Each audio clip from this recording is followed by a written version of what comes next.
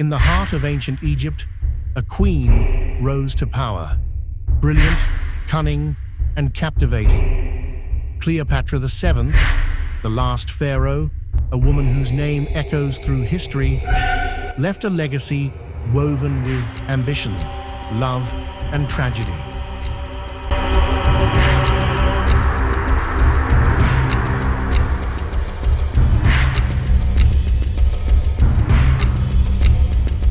Cleopatra was born in 69 BC to the Ptolemaic dynasty, a Greek ruling family that had controlled Egypt since Alexander the Great.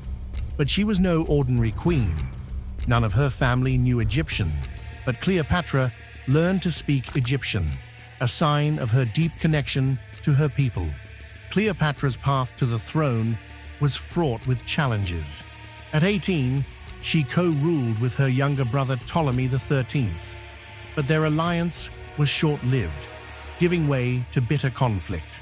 The situation spiraled out of control when Ptolemy XIII, influenced by his power-hungry court advisors, plotted to exile Cleopatra. Forced to leave the royal palace and flee Egypt, Cleopatra's fate seemed sealed. Yet this young queen was far from defeated. In exile, Cleopatra plotted her return. Her opportunity came in 48 BC, when Julius Caesar, the most powerful man in Rome, arrived in Alexandria. Caesar had come to settle the growing unrest between the two siblings, but Cleopatra saw him as the key to reclaiming her throne. Legend has it that Cleopatra, ever the strategist, had herself rolled up in a carpet and delivered to Caesar's chambers. This bold move not only impressed Caesar, but also marked the beginning of a powerful alliance. Cleopatra knew that winning Caesar's favor was her only chance to reclaim her throne. With Caesar's support, Cleopatra waged war against her brother. The conflict culminated in the Battle of the Nile, where Caesar's forces triumphed over Ptolemy XIII.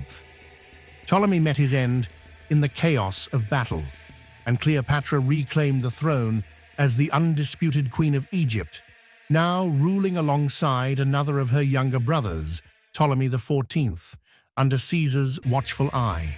With Caesar's support, Cleopatra ruled Egypt, transforming it into a prosperous and culturally rich kingdom.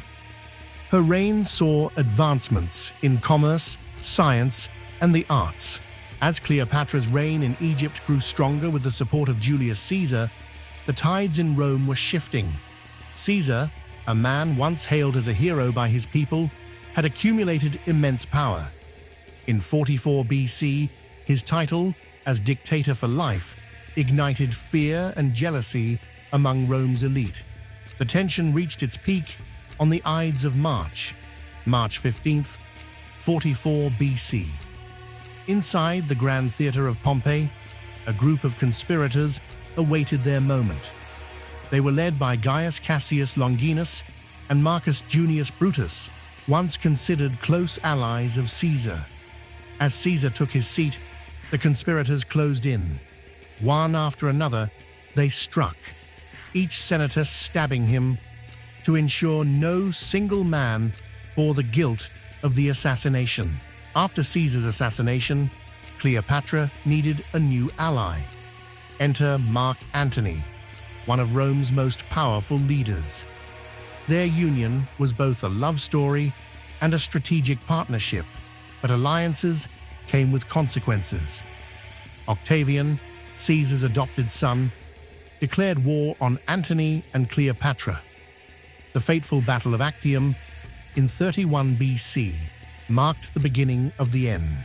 With the defeat at the Battle of Actium, Cleopatra and Antony retreated to Alexandria.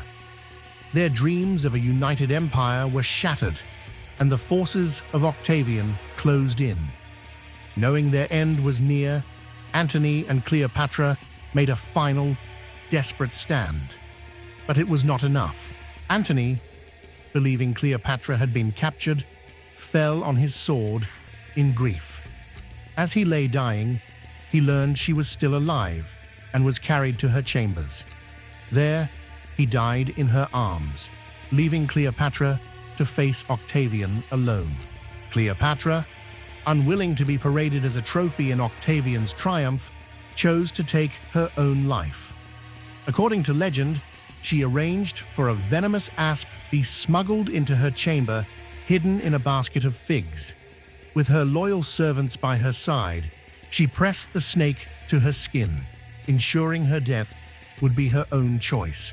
Her death marked the end of the Ptolemaic dynasty and Egypt's reign as an independent kingdom. Yet Cleopatra's legacy endures as a symbol of intelligence, power, and resilience, even in the face of insurmountable odds.